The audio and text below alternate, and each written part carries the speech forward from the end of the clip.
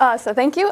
Like Cody and Ann, I will be talking about my proposed research since I am in my first year of my program. So today I'll give a background about my study system with bats and agaves within Mexico's tequila industry, and then end with some potential directions for my own research.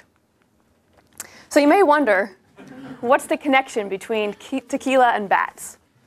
Well, tequila is made from agaves, and agaves are pollinated by bats.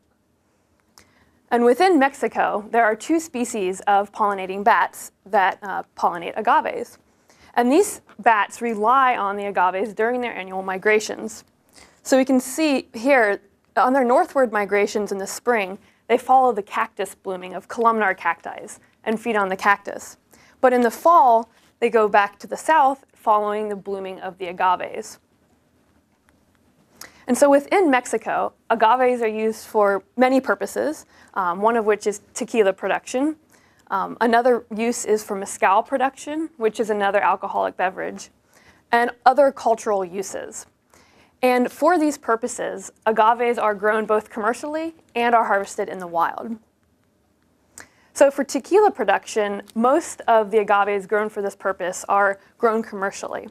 And within commercial production of agaves, the plants are vegetatively propagated, which basically means they're cloned.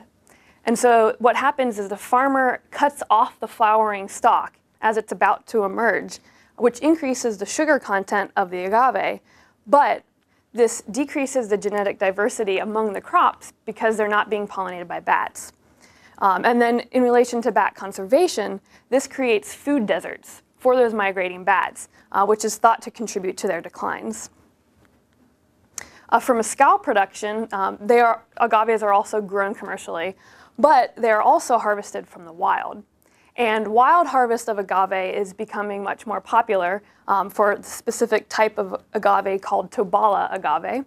But wild harvest is not sustainable because agaves take a long time to mature. They can take up to 8 years or longer to reach sexual maturity. And then also in relation to bat conservation, overharvesting of wild agave populations is thought to lead to bat declines.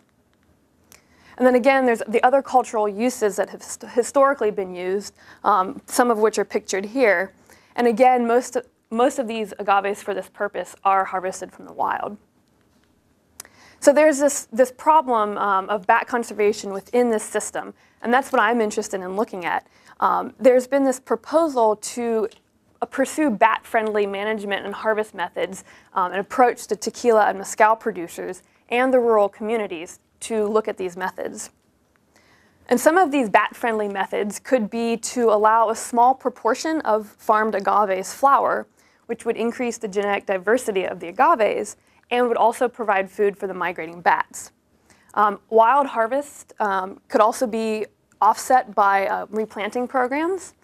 And then also, finally, making some bat-friendly products, such as bat-friendly tequila, which could be similar to bird-friendly coffee. So I want to approach this from an academic standpoint and come at it from several different aspects. So these are some of my ideas for where I could go with this research. So from an ecological aspect, I'm interested in looking at potential thresholds in the system. There might be thresholds in the number of farmers that would need to participate in this bat-friendly management in order to have an impact on the bats, or the number of flowering agaves that would be needed. And also there might be critical locations that would be critical to target to connect currently fragmented agave populations. And these might be near roosting caves that the bats use, and they could be near current flowering agave populations. And then looking at it from more of the social perspective, I'm interested in looking at assessing the decision-making of farmers and rural communities and their willingness to try these bat-friendly methods.